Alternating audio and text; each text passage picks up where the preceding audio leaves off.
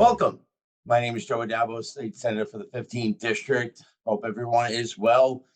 We do these podcasts called Where Do We Go From Here? And today, well, it's February, and February is National Library Lovers Month. And who doesn't love libraries? I think it'd be very hard to find someone who's never been to a library. I think everybody has. And why? Because they're so important to our lives, to our communities. They offer assistance with work, school, social activities. The libraries open their doors to everybody, no matter who you are, no matter where you come from. Our libraries are a very welcoming place. And who better than to celebrate National Library Lovers Month than with our own Queens Public Library President and CEO, Dennis Walcott. Dennis, always a pleasure. Senator, it's a pleasure. Thank you for that introduction. I totally agree with you. We love our libraries. We Don't we talk though? about it all the time. And thanks to you also, our libraries do great programs in your district and throughout the borough of Queens. We saw each other probably, what was it, in the fall when we had the program at Rego Park, and Yes. you're just fantastic. And I just can't say thank you enough to you and your staff for all the great work you do. Yeah. Dennis, it's been my pleasure. It's been a pleasure knowing you. You mentioned Rego Park, and we're going to get into it a little bit, but I know Rego Park Library going through a renovation. But Dennis, I want to say thank you because you have a great resume. Your work in our city. I want to say thank you for your years and efforts, certainly in our city. But for those of you who are out there, I want to say thank you. In 1998, Dennis gave me my very first community service award.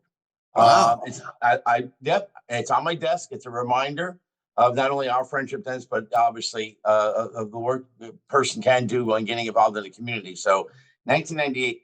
Thank you, Dennis. Thank you, Appreciate sir. that.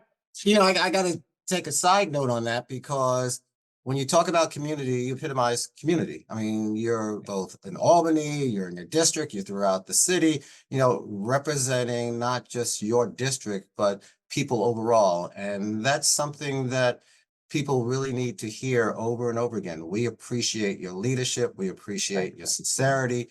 And there's just a certain way that you engage people that develop strong relationships. I want to say thank you to you. I appreciate that, Dennis. Yeah. So, Dennis, why? Why is it so important that we celebrate our libraries on National Library Lovers Month? Why is it so important? Well, you opened the door by your introduction. I mean, libraries are probably one of the most trusted, if not the most trusted institutions in the world. Our doors are open to everyone. We have a tagline at Queens, we speak your language, because we speak the languages of the borough of Queens and beyond. And we have books, we have programs, services. We have a great team of people who are there for the community. And people come in looking for unbiased information that they can build their knowledge base off of. They come for our programs. And you talked about something, whether it's baby programs, whether it's senior services and everything in between. We have a waiting list of roughly 2,000 individuals for ESOL services because we're in high demand. People love libraries, and libraries are very strong. It's fascinating. We had a senior staff meeting several days ago, and people think that libraries are no longer in the norm or not popular. We're more popular than ever before. Our metrics are up like crazy from year to year, and they're coming in a variety of different ways. And one other thing that's so important to me is that we're out in the community. So we just don't have people come through our doors, which they do, but through our mobile libraries, our book bicycle, we try to penetrate the communities in so many different ways. So I think that's why people both love the library and we celebrate our libraries. And you're Queens Public Library. You're in the most diverse borough, probably in the world, right? The most diverse area in the world. So you have to adapt and obviously deal with that. So the language is obviously that the Queens Public Library has to accommodate. It's immense, correct?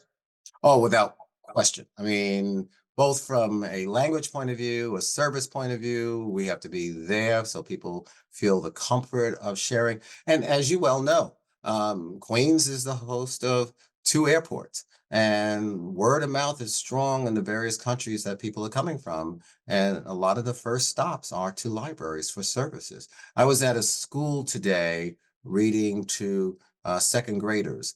And the school was in a predominantly Black community. And when I looked at the students who were at this school, which at one point in time was probably close to 95 to 98% Black, uh, the demographic change is tremendous. I mean, it really is. And you see the mixture of the different folks who are coming from different countries. If you take a look at the Langston Hughes Library in East Elmhurst, Corona, again, Langston Hughes, we've had to, rightfully so, and we love it, to make sure that our book offerings and our program offerings reflect the changing demographics of that community as well. That's who we are as a library, reflection of the community, changing our materials to make sure that people feel safe and have something that ties them back to home as well. Oh, sure. And now, when you speak about all the different branches in Queens, if Queens circulation, in terms or visitation, both, in terms of how it compares to other libraries in the five boroughs, what is that comparison? Because I believe Queens is kind of up there in circulation and visitation. It is. And obviously, New York Public Library, there are three boroughs, and then Brooklyn is Brooklyn, and we're Queens. So Brooklyn and Queens are about the same, which is high. And I think the beauty of Queens is that the diversity, as you talked about, is also reflected in our programs and our services and our staff and what we offer to people. So that reflection is there.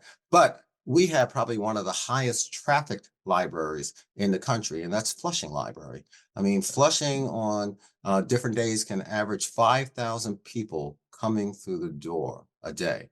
And so Flushing is just a beehive of activity. And one of the unique things about Flushing Library, and maybe some of the other libraries, the Asian American community that comes to Flushing Library, they love actual newspapers of their native countries. And so we make sure that the library is reflective of having the various papers from the localities so people can actually sit down and look at their home newspapers as well as go online as well. It's so interesting that you know what different cultures like, what they dislike, what they gravitate toward, only because of really who you are and obviously the work that you do throughout the borough. I got to tell you, I want to say thank you to you. Your staff is amazing working with my team, but as you know, I do mobile office hours in different I do. district libraries, and I get to see firsthand. I get to see seniors there enjoying themselves, younger residents with the activities, resume building, trying to find a job, job search. Libraries offer so many services. What is the growing trend for libraries to offer these days? Is it resume building? Is it job search? Is it something with seniors? What is the growing trend for libraries these days? Well, one, it's all the above, but thank you for the question because we just concluded our next 5-year strategic plan. And we're focusing on a number of areas, but looking at our immigrant communities, working with our teenagers, really expanding and drilling down on older adults as well as some internal issues like strengthening our infrastructure, computer systems, and all. And for example, with older adults, we have a program called our Mailer Book program. And while it's not solely for older adults, the predominant number of people who take advantage of it are older adults. And those are for people who are homebound, who can't get to the library. But it's for other homebound people as well. They request a book, we mail the book. And then they mail the book back. They don't have to pay for it. And then it's just a constant back and forth. Interestingly enough, this past New Year's Eve, we had either our second or third New Year's Eve party for the homebound. And it was great. We had over 100 participants and poetry, music, artwork for those who are homebound, but who wanted to celebrate. So we're looking at how we drill down and expand the services to our teenagers, our older adults. We have a number of teen centers. We had a program at one of our libraries a couple of days ago, and I was there, one of our branches. And after the program, I took a couple of people downstairs to the teen center, and they were just blown away about the type of service and operation we have at the teen center. In this particular library, they have a prom giveaway when it's prom time, and the woman who is our teen coordinator has done a masterful job in organizing, getting donations. So we do a variety of things, but we're really focusing now on our strategic plan and the implementation to make sure we strengthen our core way of both internal operations as well as our program services as well. It's absolutely amazing. The so many facets of life that the library obviously deals with. Like I mentioned, my mobile office hours, I do see those that are in the library, but I knew you had a growing homebound service. Again, not only just for seniors. The other aspect of the libraries I'm just amazed at is that you don't just do books and that, but you have a food program also that you run through libraries with the Food Bank in New York City, correct? Right. Uh, So while we believe in community partnerships, and so we don't want to do things that others are doing well. So we can form a partnership with those organizations that are serving the community for a variety of needs.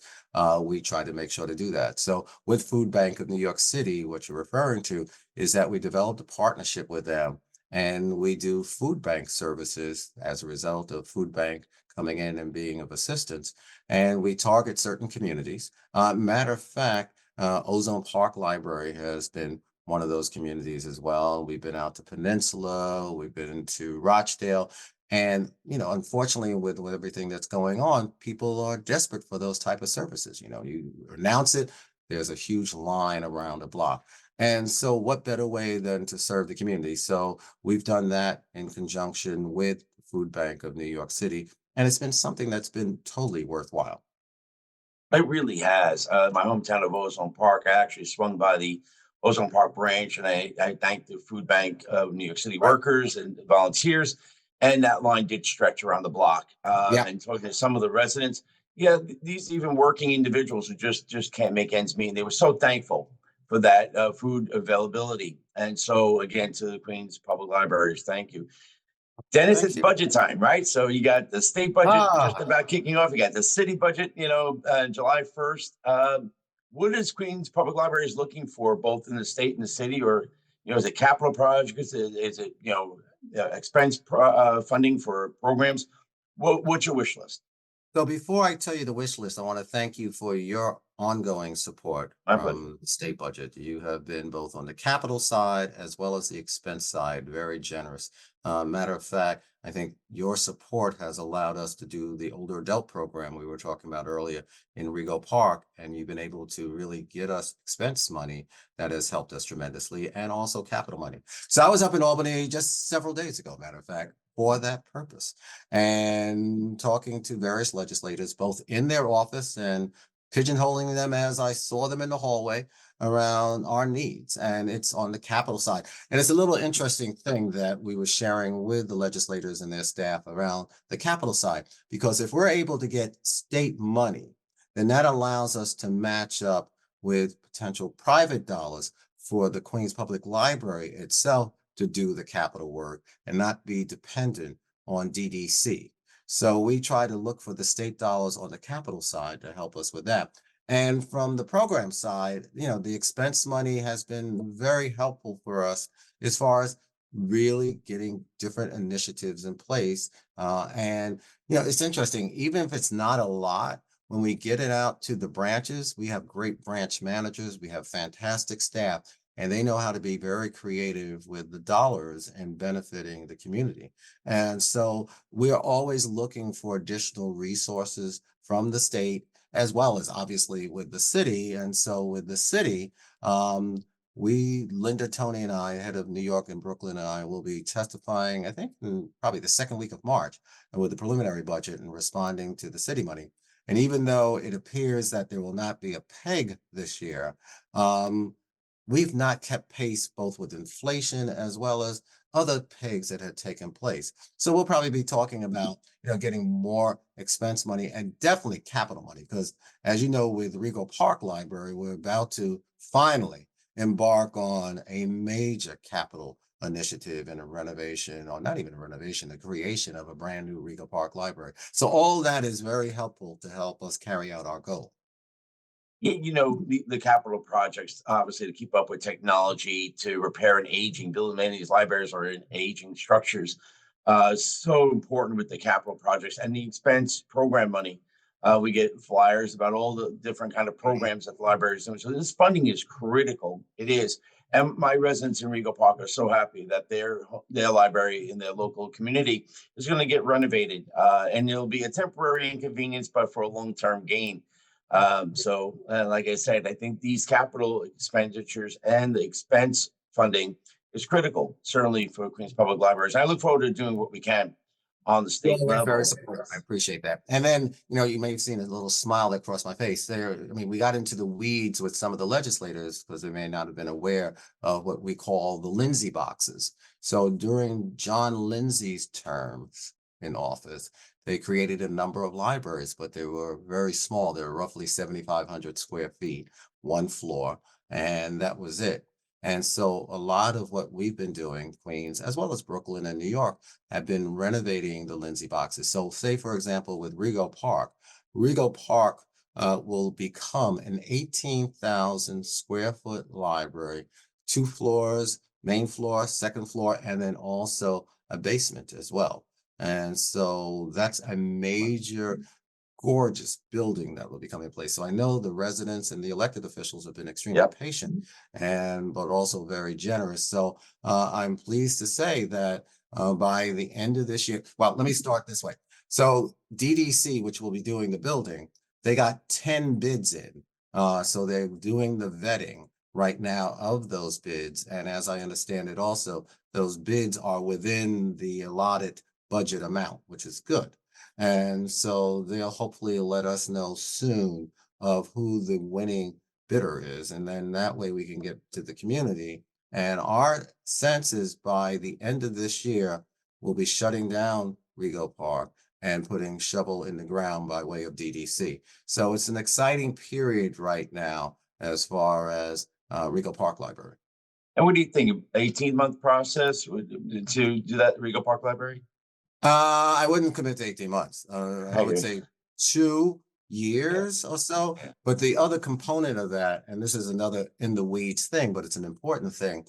When DDC, Department of Design and Construction, say that they're complete with the renovation, then we go in the library to outfit it. So then that's another 5 months or so. And especially with a totally renovated library, a new library, then you'll be getting new books and materials and equipment and everything. So that takes a while to outfit. So I would say 2 years for construction and then 5 months or so for us to outfit the library. But again, with construction, as you well know, who knows what'll happen? But Never beyond that, know. you The you never city, you know. never Well, know. you never know. Yep. You never know. So I have the president and CEO of Queens Public Libraries here, and I have to ask you, what do you like to read? What is your Well, favorite book? What do you like to read? Well, see, I saw that you may ask that question, so I'm about to cheat for a second because today I was at a second grade class, and so there were a couple of classes, the school I was referring to earlier, and so I wrote it down. The name of the book I read today was "What's the Problem?" And I love reading to children because then I can do my total drama routine. And so this book, I had not read this book before, and I think they were totally engaged in it. And we were asking questions. But I love historical novels. I love fact-based books. There's a book called Black Angels about Black nurses who were involved with hospital that was in Staten Island that early 20th century dealt with diseases and very few people knew about them. I get into Tom Clancy. I mean, so I read a variety of things that, intrigue me and that can hold me. Excellent. I'm in this kick of reading books that were movies. Right now, reading The Green Mile. So Oh, reading really? and then Yeah. comparing it to the movie. That's my thing right now. See, I'm That's bad my at that because I don't go to movies, so I wouldn't be able to you compare see anyone. that. So, as we do these segments, again, they're called Where Do We Go From Here? That's usually my wind up question. As we wind down here, Dennis, where do we go from here with our libraries? Is it the challenges? Is it funding? Is it adapting to a changing demographic? Where do our libraries go from here? I think it's all of the above. I mean, is adapting always to a changing demographic. New York City is the hub. It's the center point for people who are coming from different countries, no matter what the discussion may be politically. We are the hub, and our libraries reflect that hub. So going from here is always being adaptable to the new demographic groups who are coming in, because we have a responsibility both from a staff point of view and material point of view to have material along that line. And then listening to the community as far as programs are concerned. I think one of the biggest changes that have occurred since I was a child is the expansion of program services. And so making sure we're raising money both from government and private sources to be able to expand our program services. And the way do we go from here? It really goes back to the history of the library.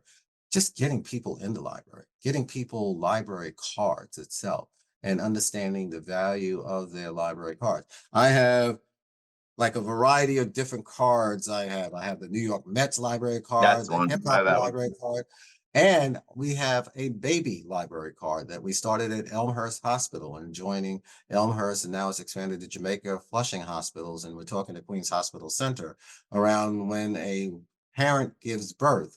They get a library package from the Queens Public Library with a baby library card and the various programs we have. And so getting people engaged in more reading and our children in more reading and literacy and what it's about. That's great. That's great. Josh, you remind me of something about getting people into the libraries. Obviously, COVID pandemic was a hard time for all of us. Certainly, I'm sure for libraries. But post COVID, but with technology and people wanting to stay home more, do things Mhm. online, have you seen the attendance wane or decrease at libraries, or there's a potential of growing there? Oh, it's growing. Each year we've Right. gotten larger and larger. We Okay. haven't reached the pre-COVID numbers, but we're growing tremendously. And though, as you indicated, if one can take a look at something that is constructive out of COVID, has been the online or the virtual world expanding the way it has. So, in addition to the services we offer in person, we also offer services virtually as well. So, we have classes and things like that available in the virtual world. And then, one of the things I didn't talk about is that even when we're closed, people take advantage of the libraries because we have Wi-Fi extenders that That's we've great. been able to put in place. So people are able to get Wi-Fi connections. I think it's 150 yards beyond a library building. Not all, but the super majority of our libraries have those Wi-Fi extenders. And again, when it was shut down at COVID, we were able to have people come outside of the doors of the library and still go online, get services, and you would see people sitting there taking advantage of that. So I think all of those things have evolved over a period of time, but we're an in-person service organization, but out in the community as well. And then we've expanded to be virtual. And I'm going to take you up on those virtual New Year's Eve parties one of these days. I think Sure. it's a great idea. But evolving, adapting. Queens Public Libraries has the right person at the helm. Dennis, I Well, want to thank you, thank you. sir. If somebody wants to find out more about Queens Public Libraries, is there a link or is there any information? They should go to queenslibrary.org. It's one There you word, go. It's simple. queenslibrary.org. And thank you for your compliment, but we have a great team of individuals who are here I know you do. in That's great. branches, here at Central, you name it. They're hardworking and dedicated to the community. Thank you. We thank them Thank all. you. On, And on your team February as well, sir. National Library Lovers Month, Dennis Walcott, President and CEO of Queens Public Libraries. Dennis, can't thank you enough for years of service to the city and doing phenomenal work for Queens S- Public Libraries now and going into the future. Dennis, thank you Same so to you, much. Senator. Thank you, sir. All the best to you. Great job. Thank you. Okay. Thank you, man. Okay.